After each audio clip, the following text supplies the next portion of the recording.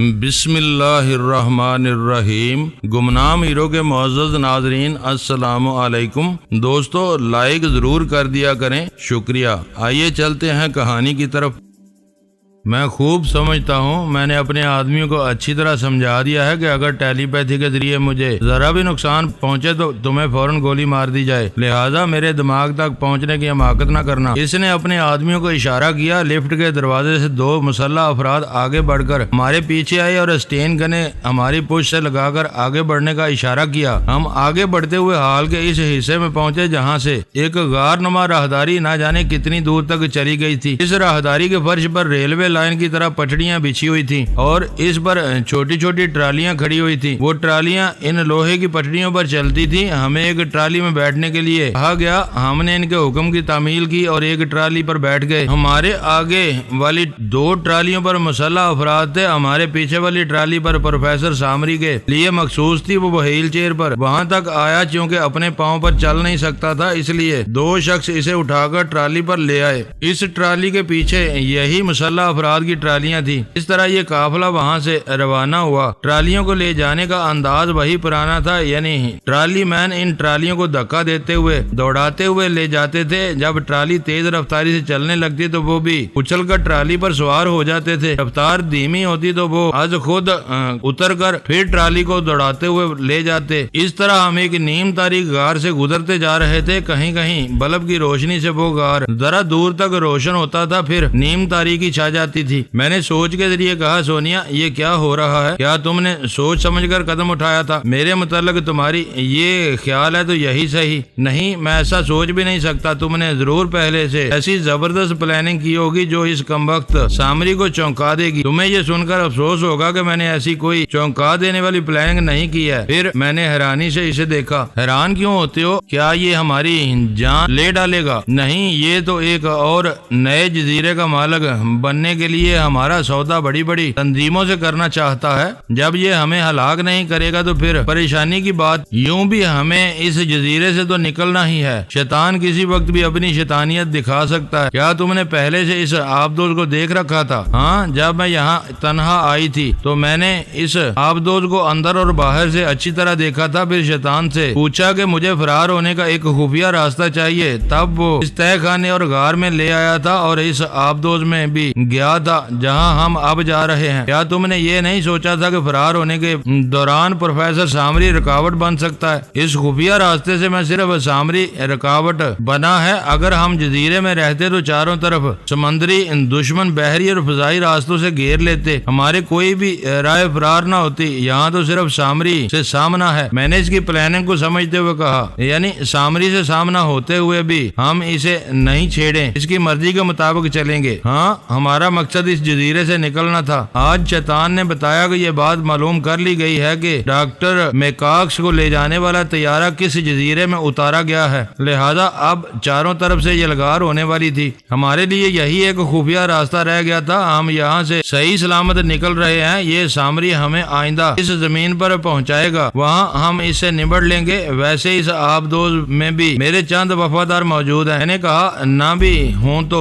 میں ٹیلی پیتھی کے ذریعے وفادار بنا سکتا ہوں۔ پھر پریشانی کس بات کی ہے؟ آرام سے بیٹھو۔ میں نے سر گھما کر پیچھے دیکھا، پھر کہا، یہ کمبخت سامری آرام سے بیٹھا ہوا ہے، یہ مجھے کچھ اچھا نہیں لگا۔ اسے ہلکی پھلکی سزا دینے کو جی چاہ رہا ہے۔ سونیا نے کہا، یہ کون سی بڑی بات ہے؟ ابھی لو۔ ٹرالی تیزی سے دوڑ رہی تھی۔ ٹرالی مین اس کے ساتھ ساتھ دوڑتا جا رہا تھا۔ جب اس نے پھر رفتار پکڑ لی تو وہ اچھل کر ٹرالی پر سوار ہو گیا۔ ہمارے پیچھے سامری کی ٹرالی بھی اسی رفتار سے چلی آ رہی تھی۔ سونیا نے کہا، ہوشیار ہو جاؤ، جم کر بیٹھے رہو۔ یہ کہتے اس نے بریک پر پاؤں رکھ دیا۔ اچانک ٹرالی رکنے لگی۔ اس کی رفتار دھیمی پڑتے ہی پیچھے سے آنے والی ٹرالی زور سے ہماری ٹرالی سے ٹکرائی۔ ہم پہرے سے محتاط بیٹھے ہوئے تھے، لیکن وہ زخمی سامری اس حادثے کے متعلق سوچ بھی نہیں سکتا تھا۔ آرام سے بیٹھا ہوا تھا۔ نتیجہ یہ ہوا کہ ٹکراتے ہی وہ ٹرالی سے اچھلا اور چیخ مار کر نیچے زمین پر جا گرا اور لڑکتا ہوا غار کی دیوار سے جا کر ٹکرایا۔ آدمی کو ایسے لمحات میں شدید غصے کے عالم میں اپنی تکلیف کا بھی خیال نہیں رہتا۔ وہ وہ اس بات پر جھنجلا گیا تھا کہ آگے والی ٹرالی اچانک کیسے رک گئی، کیوں رک گئی، یہ ٹرالی میں نے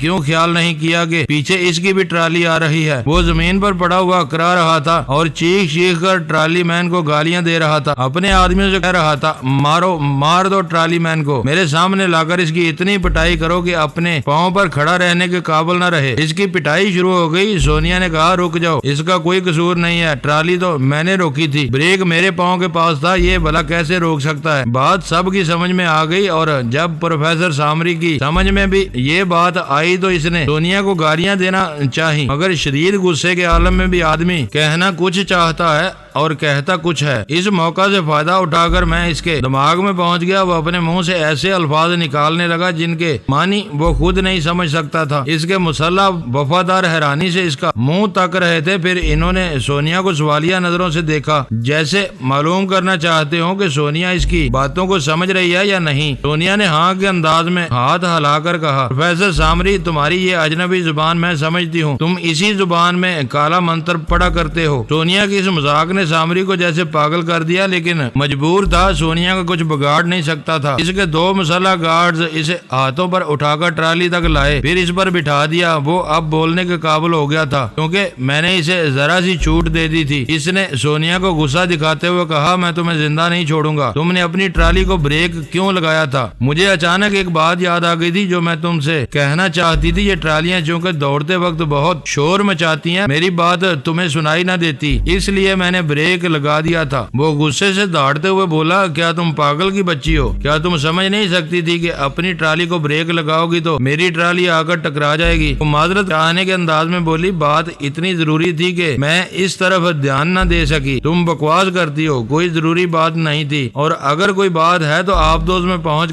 کر سکتی تھی، تب تک بہت دیر ہو جاتی۔ تمہارے پاس ٹرانسمیٹر موجود ہے، میں جو کچھ کہوں گی تم ان باتوں کی تصدیق کر سکو گے۔ اس نے گھورتے ہوئے پوچھا آخر وہ کون سی اہم بات ہے؟ سونیا نے میری طرف دیکھا، پھر کہا ابھی فرحاد کو خیال خوانی کے ذریعے پتا چلا ہے کہ تمہارا جوان بیٹا اور بیٹی دونوں لاپتہ ہیں۔ سامری کے دماغ کو جھٹکا سا لگا، پھر پہلے تو وہ ایک ساتھ کے لیے ساکت ہو گیا، پھر اس نے بے یقینی سے کہا یہ جھوٹ ہے۔ میں نے کہا ٹیلی پیتھی کا علم جھوٹ نہیں کہتا، یقین نہ ہو تو تصدیق کر لو۔ اس نے فوراً ہی اپنے مسلح گارڈ سے ٹرانسمیٹر طلب کیا۔ اس دوران میں نے سوچ کے ذریعے سونیا سے پوچھا یہ تم نے کیا چکر چلایا ہے؟ میں صرف اتنا جانتی ہوں کہ یہ ایک جوان بیٹی اور بیٹے کا باپ ہے، اپنے دونوں بچوں سے بے انتہا محبت کرتا ہے، یہ جو جائز اور ناجائز دولت جمع کر کے ایک اور جزیرہ حاصل کرنا چاہتا ہے، اس کی بھی یہی وجہ ہے کہ یہ ایک جزیرہ بیٹی کو اور دوسرا جزیرہ بیٹے کو دے کر ان کے مستقبل کی فکروں سے بے نیاز کر دینا چاہتا ہے۔ اب تم خود اندازہ کر سکتے ہو کہ یہ انہیں کس قدر چاہتا ہے۔ اب یہ تصدیق کرے گا اور معلوم ہوگا کہ اس کی بیٹی اور بیٹا دونوں ہی اپنے خاندان میں موجود ہیں، تب کیا ہوگا؟ ابھی وہ ٹرانسمیٹر کے ذریعے معلوم کر رہا ہے، تم خیال خوانی کے ذریعے اس شخص تک پہنچو جو دوسری طرف ٹرانسمیٹر پر بات کر رہا ہے، اس طرح تم ان کے فیملی ممبر تک پہنچ جاؤ گے۔ یعنی سامری کے بیوی بچوں کے دماغ تک پہنچنا کوئی بڑی بات تو نہیں ہے، ابھی وہ لاپتہ نہیں ہے، مگر تم ایسا کر سکتے ہو۔ میں سونیا کی مکاریاں سمجھ رہا تھا، ایک تو وہ اس بات کو اچھی طرح سمجھ رہی تھی کہ پروفیسر سامری ہم دونوں کو جانی نقصان نہیں پہنچائے گا، جہاں بھی لے جائے گا وہاں ہم اسے نمٹ لیں گے۔ دوسری بات یہ کہ سونیا سامری کی کمزوری سے فائدہ اٹھانا چاہتی تھی، وہ اسے اولاد کی خاطر اپنے سامنے گھٹنے ٹیکنے پر مجبور کر دینا چاہتی تھی۔ وہ ٹرانسمیٹر کے ذریعے گفتگو کرتے ہوئے گھور کر سونیا کو دیکھتا جا رہا تھا، میں اس کے دماغ میں رہ کر دوسری طرف سے بولنے والے کی آواز سن رہا تھا۔ وہ کہہ رہا تھا باس میں ابھی آپ کے گھر فون کر کے بچوں کی خیریت معلوم کرتا ہوں۔ ٹرانسمیٹر سے رابطہ ختم ہو گیا، میں اس شخص کے دماغ میں پہنچ گیا، وہ بھی اس ٹرانسمیٹر کو آف کرنے کے بعد ٹیلی فون اٹھا کر نمبر ڈائل کر رہا تھا۔ تھوڑی دیر بعد اس کے ریسیور پر ایک عورت کی آواز سنائی دی، وہ سامری کی بیوی تھی۔ فون کرنے والے نے پوچھا میڈم باس نے آپ لوگوں کی خیریت معلوم کی ہے؟ دوسری طرف سے عورت نے جواب دیا ہم سب یہاں بخیریت ہیں، تمہارے باس کب تک آئیں گے؟ میں باس سے پوچھ کر بتاؤں گا، آپ یہ بتائیں علی اور جونی بابا کہاں ہے؟ اس عورت نے کہا ہم بچے جوان ہو گئے ہیں، ہم ان کا محاسبہ نہیں کر سکتے کہ وہ کہاں جاتے ہیں اور کس طرح وقت گزارتے ہیں، پھر بھی میڈم ہمارے باس بہت پریشان ہے، پتہ چلا ہے کہ دشمن للی اور جونی بابا کو نقصان پہنچانا چاہتے ہیں، پلیز کسی طرح انہیں تلاش کر کے ان کی خیریت معلوم کریں۔ اب میں اس عورت کے دماغ میں تھا، یہ سن کر کے وہ پریشان ہو گئی تھی۔ اس نے کہا میں ابھی فون کر کے تمہیں بتاتی ہوں۔ اس نے ریسیور رکھا، تھوڑی دیر تک سوچتی رہی۔ میں اس کی سوچ بتا رہی تھی کہ للی کسی نیگرو نوجوان سے محبت کرتی ہے۔ یہ بات پروفیسر سامری کو معلوم ہوئی تھی۔ اس نے للی پر سختی کی تھی۔ گورے لوگ یہ برداشت ہی نہیں کر سکتے کہ ان کے بچے کالے لوگوں سے میل جول بڑھائیں۔ کجا یہ کہ للی اس کالے نوجوان سے محبت کرنے لگی تھی اور اس سے شادی کرنے کی ضد کر رہی تھی۔ سامری نے للی کو دھمکی دی تھی کہ اگر وہ اپنی ضد سے باز نہ آئی تو وہ اس کے کالے محبوب کو گولی مار دے گا۔ اس پر للی نے بھی چیلنج کے انداز میں کہا تھا کہ وہ جوان ہے، بالغ ہو گئی ہے اور اپنی مرضی سے شادی کا فیصلہ کر سکتی ہے۔ اگر ماں باپ نے رکاوٹ پیدا کی تو وہ اپنے نیگرو محبوب کے ساتھ کہیں چلی جائے گی۔ یہی بات اب للی کی ماں کو پریشان کر رہی تھی۔ وہ ریسیور اٹھا کر نمبر ڈائل کرنے لگی۔ اس کی سوچ بتا رہی تھی اسے معلوم نہیں ہے کہ للی اس وقت کہاں ہے، لہٰذا اسے کئی جگہ نمبر ڈائل کرنے ہوں گے۔ میں نے سوچا جب تک وہ للی کو تلاش کر رہی ہے مجھے دماغی طور پر حاضر رہنا چاہیے۔ میں نے دیکھا جس سرنگ میں ہماری ٹرالیاں کھڑی ہوئی تھی وہاں سب خاموش تھے۔ ٹرانسمیٹر سے گفتگو ہو رہی تھی۔ وہی شخص سامری سے کہہ رہا تھا باس میڈم کہہ رہی ہیں کہ ابھی تھوڑی دیر میں للی اور جانی بابا کے متعلق اطلاع دیں گی۔ سامری نے غصے سے کہا میں زیادہ انتظار نہیں کر سکتا، پھر میڈم کو رنگ کرو، جلدی معلوم کرو۔ اس نے ٹرانسمیٹر کو آف کیا۔ اسی وقت پھر اشارہ موصول ہونے لگا۔ اس نے ٹرانسمیٹر کو آن کرتے ہوئے پوچھا ہیلو میں سامری بول رہا ہوں۔ دوسری طرف سے رابطہ قائم کرنے والا وہ شخص تھا جزیرے کی اسی عمارت میں رہتا تھا جہاں سے ہم ابھی آئے تھے۔ وہ کہہ رہا تھا باس ہمارے جزیرے میں کئی ہیلی کاپٹر اتر رہے ہیں۔ جزیرے کے ٹاور سے اطلاع ملی ہے کہ کئی بحری جہاز بھی جزیرے کی طرف آ رہے ہیں۔ اس کا مطلب یہ تھا کہ سونیا کو اور مجھ کو تلاش کرنے کے لیے دشمنوں نے اس جزیرے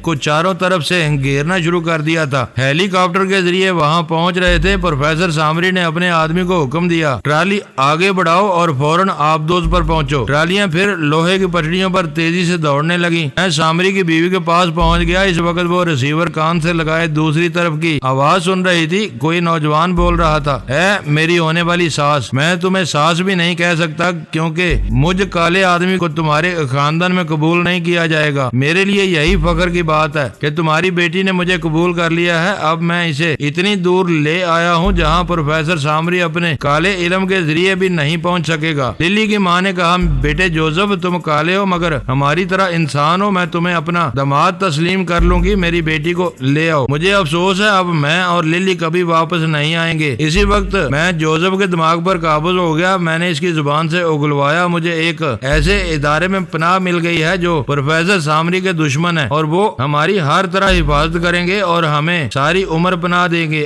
اب میں رابطہ ختم کر رہا ہوں، دوسری بار رنگ کرو گی تو ہم یہاں نہیں ہوں گے۔ میں نے جوزف کے ہاتھ سے ریسیور کریڈل پر رکھوا کر اس کے دماغ کو آزاد چھوڑا تو وہ ذرا پریشان ہوا۔ اس کی سمجھ میں نہیں آیا کہ آخری چند فکرے اس نے کیا کہے تھے۔ وہ ٹیلی فون کو دیکھتا رہ گیا۔ دوسری طرف للی کی ماں بار بار کریڈل پر دستک دے رہی تھی اور جوزف کو پکار رہی تھی۔ اس نے دوسری بار نمبر ڈائل کیے مگر دوسری طرف سے آواز سنائی نہیں دی۔ میں نے جوزف کے پاس پہنچ کر دیکھا وہ للی کے ساتھ ایک کار میں بیٹھا اسے سٹارٹ کر رہا تھا، یعنی اب وہ ٹیلی فون کے پاس نہیں تھا۔ ادھر پروفیسر سامری کے خاص ماتحت نے دوبارہ للی کی ماں سے رابطہ قائم کر کے خیریت پوچھی تو وہ گھبرائی ہوئی تھی۔ اس نے کہا جوزف نے ہماری بیٹی کو اغوا کر لیا ہے، اسے کسی ادارے والوں نے پناہ دی ہے اور وہ ادارے والے پروفیسر سامری کے دشمن ہے۔ یہ بات سامری کو معلوم ہوئی تو وہ ایک دم سے تڑپ گیا۔ میری طرف دیکھتے ہوئے بولا بتاؤ مجھے سچ سچ بتاؤ کس ادارے والوں نے میری بیٹی کو پناہ دی ہے۔ میں مسکرانے لگا۔ وہ ایک دم سے بفر گیا مگر مجبور تھا، اپنی جگہ سے اٹھ نہیں سکتا تھا۔ چیختے ہوئے بولا میں تمہیں مسکرانے کے قابل نہیں چھوڑوں گا۔ میں نے کہا سامری تم ہمارے ساتھ جو برتاؤ کرو گے وہی برتاؤ تمہاری بیٹی اور بیٹے کے ساتھ ہوگا۔ ابھی تو تمہیں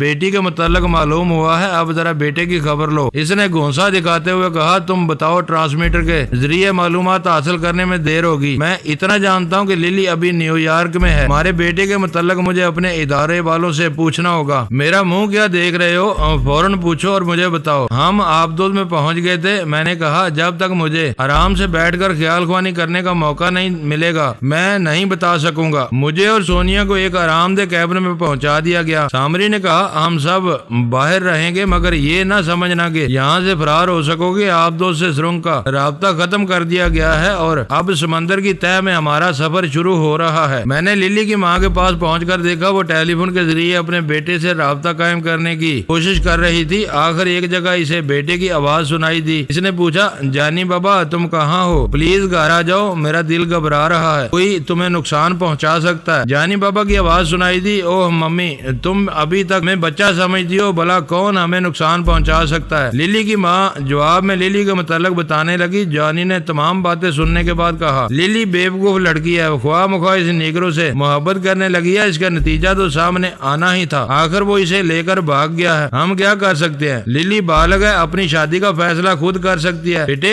ये इसके बालग होने या शादी करने का मसला नहीं है, दरअसल तुम्हारे डैडी के दुश्मन इसे पनाह दे रहे हैं और हमसे दूर कर रहे हैं। तुम्हारे साथ भी यही कुछ हो सकता है, प्लीज आ जाओ। मम्मी मैं अपनी हिफाजत करना खूब जानता हूँ, मुझे अफसोस है मैं एक हफ्ते तक वापस नहीं आ सकूंगा, अपने दोस्तों के साथ फिलाडेल्फिया जा रहा हूँ। मैं दिमागी तौर पर अपनी जगह हाजिर हो गया इस कैबिन में। मैं और सोनिया तनहा थे, वो मुझे देख रही थी। मैंने सोच के जरिए तमाम बातें बताई, फिर दरवाजे पर दस्तक दी। सामरी ने फौरन ही दरवाजे को खोल कर पूछा, मेरा बेटा कहाँ है? मुझे अफसोस है मैं इसका पता ठिकाना नहीं बताऊंगा, मगर अभी वो खैरियत से है और इस वक्त तक खैरियत से रहेगा जब तक मैं और सोनिया तुम्हारे पास बखैरियत रहेंगे। इसने दांत पीसते हुए मुझे देखा, फिर कहा, इसका मतलब ये है कि तुम मुझे ब्लैकमेल कर रहे हो? मैंने मुस्कुराकर कहा, प्रोफेसर सामरी कैबिन के अंदर आओ और आराम से बैठकर बात करो, हम तुमसे हमदर्दी कर रहे हैं, दोस्ती का सबूत दे रहे हैं। और अंदर आकर बैठते हुए बोला, कैसी दोस्ती कैसी हमदर्दी? क्या मेरे बच्चों को अगवा करना, इनकी माँ से दूर ले जाना और मुझे परेशानियों में मुब्तला करना दोस्ती है, हमदर्दी है? जिन हालात का हमें इल्म है तुम्हें नहीं है। क्या थोड़ी देर पहले तुम्हें इतला नहीं मिली कि जजीरे पर दावा बोल दिया गया है, हमें चारों तरफ से घेरने की कोशिश की गई है, हम इनकी दस्तरस में नहीं है, बहुत दूर निकल आए हैं। वो झुंझलाकर बोला, इसका मेरे बच्चों से क्या ताल्लुक है? तमाम खतरनाक तंजीमों के सरबराह जानते हैं कि वो जजीरा तुम्हारी मिल्कियत है जहाँ हमने पनाह ली थी। अब हम इनके हाथ नहीं आएंगे तो वो तुम्हारी कमजोरियों से फायदा उठाएंगे और फायदा उठाने के लिए वो सबसे पहले तुम्हारे बच्चों को अगवा करेंगे। लिहाजा हमने इन्हें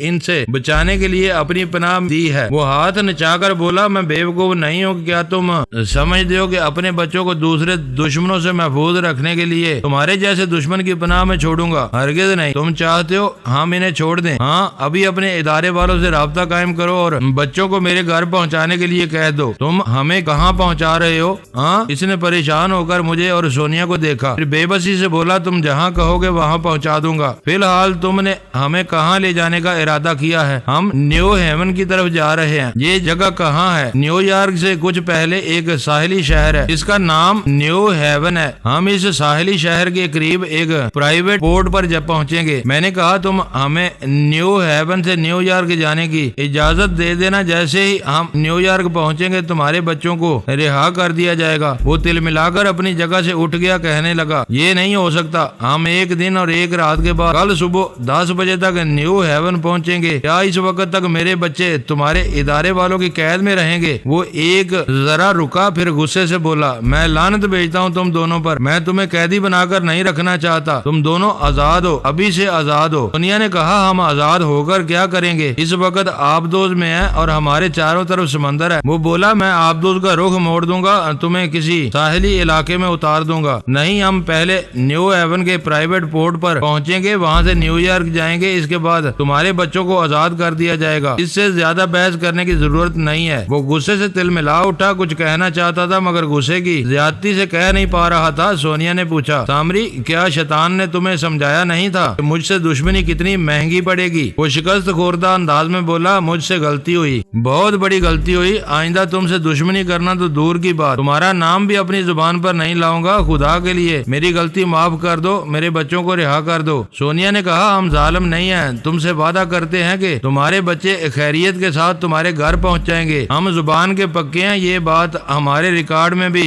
है और तुम भी खूब समझते हो। वो एक गहरी सांस लेकर बोला, मुझे सब्र करना ही पड़ेगा। मैं मानता हूँ तुम लोग धुन के पक्के हो, जो इरादा कर लेते हो इसे पूरा करके रहते हो। वो अपनी व्हील चेयर दरवाजे की तरफ मोड़ते हुए बोला, मैं आज का दिन और आज की रात बड़ी बेचैनी में गुजारूंगा। कल न्यू हेवन पहुंचते ही तुम लोगों के लिए एक हेलीकॉप्टर का इंतजाम कर दिया जाएगा ताकि जल्द से जल्द तुम दोनों न्यूयॉर्क पहुंचकर मेरे बच्चों को रिहा कर दो। वो दरवाजे को एक झटके से बंद करता चला गया। सोनिया ने मेरी तरफ देखा, मैंने इसके दिमाग में पहुंचकर पूछा, तुम क्या पूछना चाहती हो? वो बोली, یہ جانی بابا کا کیا قصہ ہے؟ میں نے تو یوں ہی کہہ دیا تھا کہ ہمارے آدمیوں نے اسے اغوا کیا ہے، کیا سچ مجھے یہی بات ہو گئی ہے؟ میں نے کہا تمہاری آدھی بات سچ ہے، یعنی للی کو اس کے سیاہ فام محبوب نے اغوا کیا ہے، یہ بات ہمارے حق میں جاتی ہے، لیکن جانی بابا اپنے دوستوں کے ساتھ ایک ہفتے کے لیے فلاڈیلفیا جا رہا ہے، یعنی ایک ہفتے تک ماں باپ سے اس کا رابطہ قائم نہیں ہو سکے گا، ہمیں تو کل تک کا موقع چاہیے۔ سونیا نے کہا فرحاد یہ معلوم کرو کہ وہ فلاڈیلفیا کب جا رہا ہے، اس کے متعلق ہمیں پوری معلومات ہونا چاہیے۔ مجھے جانی بابا کے متعلق معلومات حاصل کرنے کا موقع نہیں ملا تھا، اب اس کے پاس جا رہا ہوں، تھوڑی دیر بعد تمہیں ساری باتیں بتاؤں گا۔ اسی وقت شیبا نے سونیا کے دماغ میں کہا میں نے اس کے متعلق معلومات حاصل کر لی ہیں۔ میں جاتے جاتے رک گیا۔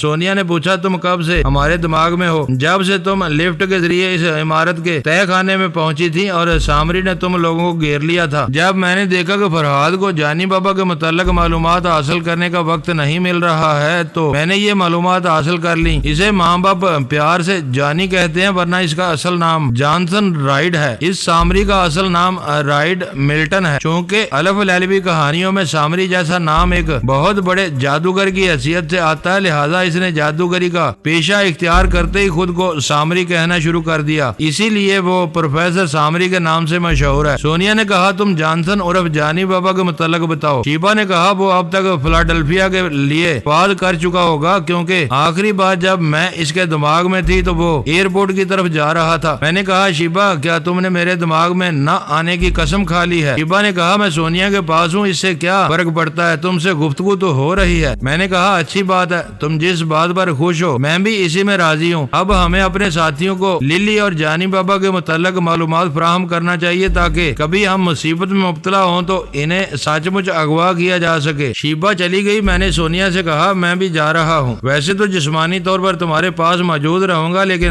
تم تنہا سی رہو گی۔ وہ اپنی جگہ سے اٹھتے ہوئے بولی میں کیبن سے باہر جا رہی ہوں، ذرا آپ دوست کے اندر ایک چکر لگاؤں گی، شاید سامری ہمیں اس کیبن سے باہر نہ جانے دے۔ وہ بولی اب اس کا باپ بھی ہمیں اس کیبن میں قید کر کے نہیں رکھ سکتا، میں اسے دھمکی دوں گی کہ وہ ہمیں پابند کرے گا تو ہم بھی اس کے بچوں کو سخت پابندی میں رکھیں گے۔ ہاں یاد آیا تم کہہ رہی تھی کہ اس آپ دوست میں تمہارے چند وفادار بھی ہیں۔ ہاں ہیں تو صحیح، مگر جب اصل مہرہ ہمارے ہاتھ میں ہے اور ہماری انگلیوں پر ناچ رہا ہے تو ان وفاداروں سے کام نہیں لینا چاہیے۔ سامری کو اسی خوش فہمی میں رہنے دو کہ یہاں سب اسی کے جان نثار ہے۔ وہ چلی گئی۔ میں نے خیال خوانی کی پرواز کی اور ماسٹر واٹسو روکی کے پاس پہنچ گیا۔ اس کی سوچ نے بتایا کہ وہ لوگ خلیج کے ساحلی شہر سے شکاگو آ گئے ہیں۔ وہ میری خاطر وہاں پہنچے تھے، مگر ان کے پہنچنے سے پہلے ہی سونیا مجھے وہاں سے سامری کے جزیرے میں لے آئی تھی۔ ویسے شیبا کے ذریعے انہیں ہمارے حالات کا علم برابر ہوتا رہتا تھا۔ بابا صاحب کے ادارے سے تعلق رکھنے والے افراد اس جزیرے سے دور مختلف ساحلی علاقوں میں تیار بیٹھے ہوئے تھے، جب بھی ہمیں ان کی ضرورت ہوتی وہ بحری یا فضائی راستے سے وہاں پہنچ جاتے، مگر اب اس کی ضرورت نہیں رہی تھی۔ انہیں اطلاع مل چکی تھی کہ ہم بخیریت اس جزیرے سے نکل چکے ہیں اور اس وقت ایک آبدوز میں سفر کر رہے ہیں۔ جب میں واٹسو روکی کے پاس پہنچا تو لنچ کا وقت ہو رہا تھا۔ اسے بھوک لگ رہی تھی اور وہ پومی کے انتظار میں ٹہل رہا تھا۔ پھر اس نے آگے بڑھ کر ایک کھڑکی سے جھانکتے ہوئے کمرے کے اندر دیکھا۔ پومی ایک جگہ فرش پر پلیتھی مار کر بیٹھی ہوئی تھی، اس کے دونوں ہاتھ اپنے گھٹنوں پر تھے اور وہ سانس روکے ہوئے تھی۔ واٹسو روکی کے ذریعے معلوم ہوا کہ وہ بلا ناگا صبح دوپہر اور رات کے کھانے سے پہلے یوگا کی مشقیں کرتی ہے۔ ایک تو یوگا میں مہارت حاصل کرنا اس کا مقصد ہے، دوسرے کھانے سے پہلے یہ مشقیں کی جائیں تو بھوک اچھی لگتی ہے۔ واٹسو روکی نے کھڑکی سے جھانکتے ہوئے کہا بیٹے جب تک تم اپنی بھوک چمکاتی رہو گی یہ بڈھا بھوک سے مر جائے گا، بس کرو چلی آؤ۔ وہ آہستہ آہستہ سانس لینے لگی۔ اسی لمحے میں اس کے دماغ میں پہنچ گیا، مگر دوسرے لمحے نکل آیا کیونکہ اس نے سانس روک لی تھی۔ میں نے دوبارہ واٹسو روکی کے ذریعے اسے دیکھا۔ وہ پوچھ رہی تھی شیبا کیا تم ہو؟ میں نے اس کے دماغ میں پہنچ کر کہا شیبا نہیں میں ہوں۔ میری آواز اور لب و لہجہ سنتے ہی وہ جیسے پھول کی طرح کھل گئی۔ اس کی مسکراہٹ دیکھتے ہوئے واٹسو روکی نے پوچھا کیا بات ہے بیٹی، کیا مسکراہٹ سے پیٹ بھرنے کا ارادہ ہے؟ میں نے کہا کیوں اپنے بوڑھے استاد کو پریشان کرتی ہو، انہیں بھوک لگ رہی ہے، یہاں سے اٹھو۔ وہ فوراً ہی اٹھ کر کھڑی ہو گئی۔ کمرے سے باہر آ کر واٹسو روکی سے بولی میرے پاس فرحاد آئے ہیں۔ میں نے بوڑھے استاد کے پاس پہنچ کر انہیں سلام کیا، پھر انہیں بتایا کہ ہم بخیریت ہیں، آپ دوست میں سفر کر رہے ہیں، ہمارے لیے کوئی خطرہ نہیں ہے۔ وہ دونوں ڈائننگ ٹیبل کے پاس آ کر بیٹھ گئے۔ ایک ملازم ان کے لیے کھانا لگا رہا تھا۔ میں نے پومی سے پوچھا، کیا تم دونوں یہاں اکیلے ہو؟ ہاں، ہمارے ساتھی اس جزیرے کے آس پاس والے ساحلی علاقوں میں موجود ہیں جہاں سونیا تمہیں لے گئی تھی، اور تم یہاں ماسٹر واٹسو روکی کے ساتھ دی کلر کا انتظار کر رہی ہو۔ ہاں، میں بابا صاحب کے ادارے سے محض دی کلر کا سار لے جانے آئی ہوں۔ میں واٹسو روکی کے دماغ میں رہ کر اس کی باتیں سن رہا تھا اور ان کی زبان سے جواب دیتا جاتا تھا۔ کبھی واٹسو روکی خود اپنی طور پر اپنی بات کہتے جاتے تھے۔ میں نے کہا، اس چیلنج نے تمام خطرناک تنظیموں کے سربراہوں کو چونکا دیا ہے۔ دراصل وہ بھی اسی پہلو پر غور کر رہے تھے کہ دی کلر کے دماغ میں کمپیوٹر نصب کیا گیا ہے۔ وہ بھی اس کا سر کاٹ کر اپنی تجربہ گاہ میں لے جانا چاہتے تھے اور حقیقت معلوم کرنا چاہتے تھے۔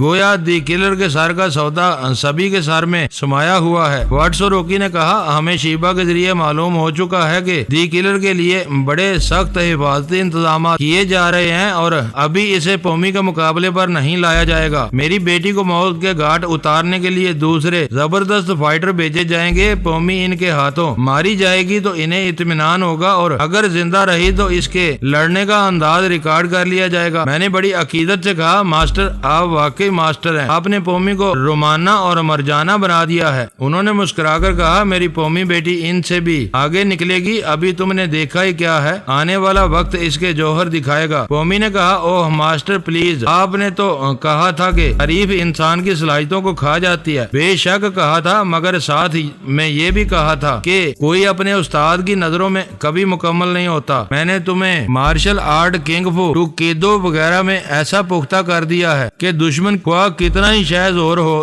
تمہارے سامنے ٹھہر نہیں سکتا۔ مرجانہ پہلی شاگرد تھی جس کے جسم کو میں نے فولاد بنا دیا تھا۔ اس کے ہاتھ ایسے فولاد ہو گئے تھے کہ بڑے سے بڑا شہ زور بھی اسے پنجہ نہیں لڑا سکتا تھا۔ دوسری شاگرد تم ہو۔ میں نے تمہارے صرف ہاتھ ہی نہیں، تمہارے پورے جسم کو فولاد بنا دیا ہے، جو تم سے ٹکرائے گا پاش پاش ہو جائے گا، تم قیامت بن کر ٹوٹو گی اس پر۔ میں نے پوچھا، جب آپ نے اتنے اعتماد سے اسے ہر طرح مکمل کہتے ہیں تو پھر یہ کیوں کہتے ہیں کہ کوئی شاگرد اپنے استاد کی نظر میں مکمل نہیں ہوتا؟ ماسٹر واٹسو روکی نے مسکرا کر کہا، اس لیے کہتا ہوں کہ استاد ہمیشہ ایک داؤ اپنے لیے بچا کر رکھتا ہے، چونکہ شاگرد میں اس داؤ کی کمی ہوتی ہے، اس لیے وہ نامکمل ہوتا ہے۔ امی نے روٹ کر کہا، جائیے ماسٹر، میں آپ سے نہیں بولوں گی، آپ نے مجھ سے کچھ چھپا کر رکھا ہے۔ انہوں نے اس کے ایک ہاتھ کو تھپکتے ہوئے کہا، ایسی کوئی بات نہیں ہے بیٹی، میں نے مرنے سے پہلے اپنا تمام ہنر تم میں منتقل کر دیا ہے۔ وہ ایک داؤ جس کا میں ذکر کر رہا ہوں ابھی تم سے اتنا تعلق نہیں رکھتا، وہ بڑھاپے کے داؤ پیچ ہیں۔ انسان کو آخری عمر میں کس طرح چاقو چوبند رہنا چاہیے اور اپنی سانس کو قابو میں رکھنا چاہیے، یہ تم مجھ میں دیکھ رہی ہو۔ میں جوان ہونے کے مقابلے میں کم از کم 1 گھنٹے کے لیے اپنی سانسوں کو اعتدال پر رکھ سکتا ہوں، نہ ہانپ سکتا ہوں نہ گر سکتا ہوں۔ قومی نے ناراض ہو کر نیپکن کو میز پر پھینکا، پھر کہا، میں جوانی میں بڑھاپے کا یہ داؤ سیکھوں گی ورنہ آپ سے نہیں بولوں گی۔ ماسٹر واٹسو روکی نے ہنستے ہوئے کہا، میں اپنی بیٹی کو سب کچھ سکھا دوں گا۔ بھائی ناراض کیوں ہوتی ہو؟ میں نے کہا، فی الحال تو سیکھنے کا وقت نہیں ہے، میں ضروری کام سے آیا ہوں۔ وہ دونوں ہی چونک گئے۔ ماسٹر واٹسو روکی نے کہا، اوہ سوری فرحات، میں سمجھ رہا تھا تم محض خیریت معلوم کرنے آئے ہو، میں نے تو پوچھا ہی نہیں کہ تمہیں ہماری ضرورت ہے بھی یا نہیں۔ پومی نے مسکرا کر کہا، چلو میں پوچھ رہی ہوں۔ میں نے کہا، پومی تمہیں فلاڈلفیا جانا ہوگا۔ ضرور جاؤں گی۔ میں نے انہیں للی اور جانی بابا کے متعلق تفصیلات بتائیں، پھر یہ بھی بتایا کہ سونیا اب کس قسم کی چالیں چلنا چاہتی ہے۔ ماسٹر واٹسو روکی نے کہا، سونیا نے جو چال سوچی تھی اس سلسلے میں تقدیر نے بھی ساتھ دیا، یعنی للی کو اغوا کرنے کی ضرورت ہی نہیں پڑی، اس کا سیاہ فام عاشق ہی اسے لے گیا۔ امی نے کہا، اب رہ گیا جانی بابا، اسے میں ٹریپ کر لوں گی، لیکن دی کلر کا کیا ہوگا؟ فکر نہ کرو، تم جہاں جاؤ گی وہاں تم سے دشمن ٹکرائیں گے۔ میں چاہتا ہوں یہ ٹکراؤ ہوتا رہے اور تم سونیا، رومانہ اور مرجانہ کی طرح دشمنوں کے دلوں میں دہشت بن جاؤ۔ اس دوران ہم دی کلر کا صحیح پتہ ٹھکانہ معلوم کر کے تمہیں وہاں پہنچا دیں گے۔ ماسٹر واٹسو روکی نے ملازم سے ٹیلی فون لانے کے لیے کہا، پھر مجھ سے کہا، میں فون کے ذریعے ابھی کسی طیارے میں سیٹ ریزرو کراتا ہوں، اگر جگہ نہ ملی تو ایک ہیلی کاپٹر چارٹر کراؤں گا۔ انشاءاللہ آج رات تک ہم فلاڈلفیا پہنچ جائیں گے۔ میں نے پومی سے پوچھا، کیا شیبا آئی تھی؟ شیبا کی سوچ سنائی دی، میں موجود ہوں۔ میں نے پوچھا، کیا میں تمہارے پاس آؤں؟ نہیں۔ پھر وہ سنبھل کر بولی، میرا مطلب ہے میرے پاس آنے کی ضرورت کیا کیا ہے؟ ہم قومی کے دماغ میں رہ کر بھی ایک دوسرے سے گفتگو کر سکتے ہیں۔ میں نے کہا تعجب ہے، کبھی تم سونیا کے دماغ میں پہنچ جاتی ہو، کبھی قومی کے دماغ میں، کبھی دور ہی دور رہ کر میری باتیں سنتی ہو، اپنی باتیں سناتی ہو، لیکن مجھ سے ڈرتی ہو کیا؟ تم پر ڈرنے اور خوفزدہ ہونے کا دورہ پڑتا رہتا ہے۔ چونکہ یہ باتیں قومی کے دماغ میں ہو رہی تھی اس لیے وہ بھی سن رہی تھی۔ اس نے پوچھا شیبہ آخر بات کیا ہے؟ شیبہ نے کہا کچھ بھی تو نہیں، بس یوں ہی۔ قومی نے مجھ سے پوچھا فرحاد مجھے بتاؤ اگر اس کے ڈرنے کی کوئی معقول وجہ ہے تو میں اس خوف کو دور کروں گی۔ میں نے کہا خوف اگر بیماری بن جائے تو کوئی دور نہیں کر سکتا، میرے لیے یہی غنیمت ہے کہ تمہارے دماغ میں رہ کر شیبہ سے دو باتیں کر لیا کروں گا۔ ماسٹر واٹسو روکی کی ٹیلی فون کا ریسیور کان سے لگائے باتیں کر رہا تھا، پھر اس نے ریسیور رکھتے ہوئے قومی کو دیکھ کر کہا فرحاد ہمیں ایک طیارے میں 2 سیٹیں مل گئی ہیں، طیارہ ٹھیک 3 بجے یہاں سے روانہ ہوگا، لہذا اب ہمیں چلنا چاہیے۔ دوستو ویڈیو کو لائک ضرور کر دیا کریں۔ ISI پاک آرمی زندہ باد، پاکستان پائندہ باد۔ معزز ناظرین اپنا خیال رکھیے گا اور اپنے اس چینل کا بھی شکریہ۔